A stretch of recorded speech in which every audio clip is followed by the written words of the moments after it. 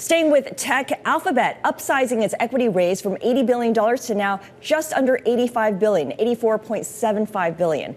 The offering includes a $10 billion deal with Berkshire Hathaway. Matthew Palazzolo with Bloomberg Intelligence is here with us to discuss the latest moves from Berkshire Hathaway. So I feel like the moves that Berkshire Hathaway has been making, including this increased investment in Alphabet, is really the new CEO, Greg Abel, putting his stamp on the company. Yeah, I agree totally, Scarlett. I think what I wanted to see was Greg hitting singles and doubles, and I think that's exactly what these two deals are. The home builder deal fits in nicely with some of their existing businesses. Their supply chain issues can be solved by some of the Berkshire businesses, and this Google deal, upping it to about a $30 billion investment in the company for them, I think is another one, and a move away from Warren Buffett's core competencies. Right, and Warren Buffett, I mean, he did invest in some tech, Apple notably, but he didn't really go all in on technology. Does this signal Berkshire Hathaway going all in on technology? So I don't think so exactly. I think they look at Google and they say, okay, you've got a great moat in search, you've got a great moat in advertising,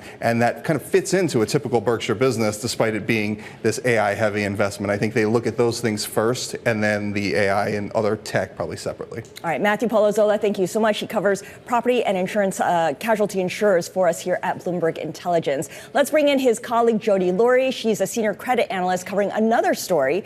Barry Diller's firm People has made an offer for the portion of MGM resorts that he doesn't already own. The proposal here is for $48.30 a share, the remaining 74% of the company that he doesn't already own, and that values the company at $18.8 billion. So we bring this to you, Jody, because you are a credit analyst, and there's going to be a lot of debt involved in this. What's the thinking behind this deal at this time?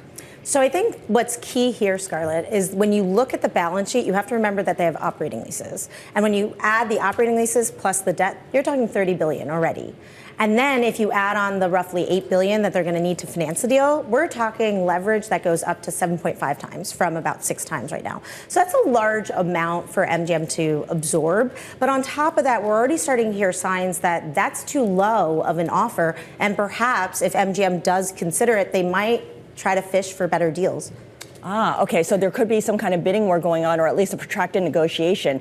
There's also deal making going on with Caesars. Talk us through how this compares with that deal. Right. So I think that's the key, Scarlett, is that based on what the price is for Caesars, everyone's saying, well, if Caesars is worth X, then you can imagine that MGM would also be worth that at least. Mm-hmm. And so that's where you're seeing that movement. The big challenge for MGM in particular, they don't have change of control on their bonds. So all bondholders are going to be affected negatively by it. Caesars, it's likely they will be, and it's where the bonds are trading, but we're not quite sure. I think the key for both companies is that if and when these deals happen, it's going to change the whole entire industry and change how it's run. It's going to be much more aggressive, in my opinion, and it might not be as focused on bringing down leverage and keeping these sort of more constructive balance sheets. All right, so industry shifting deals here in the casino space with, of course, Barry Diller and Peoples for MGM, and of course, Tillman Fertitta for Caesars. Thank you both so much, Jody Laurie and Matthew Palazzolo with Bloomberg Intelligence.